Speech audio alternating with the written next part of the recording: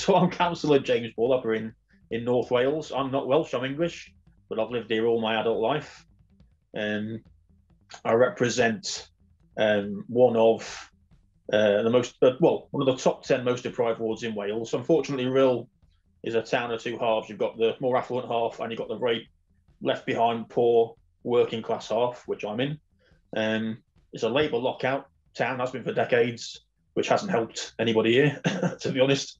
And we have the poorest, the most deprived ward in the whole of Wales, just over the train tracks from me, Rhyl West.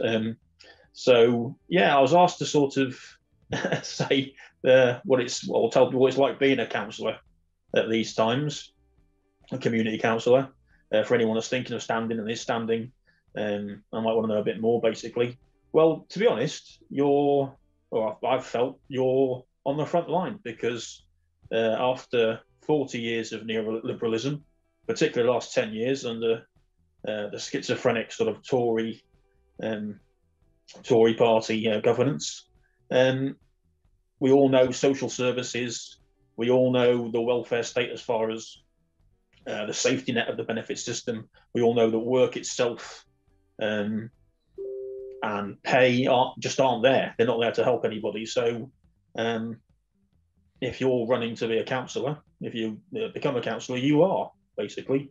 It's like any job, it's what you make it, to be honest. There's lots of councillors who spend a lot of time sitting on their well-cushioned behinds, drawing down their pay around here and not doing anything.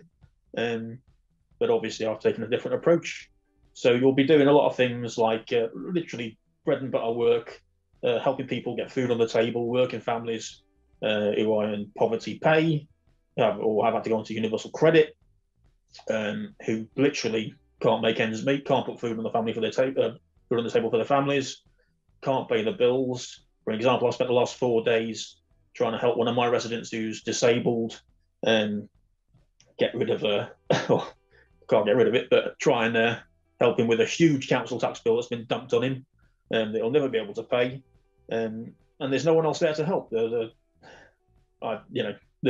usual institutions that are there, the citizen advice and things like that.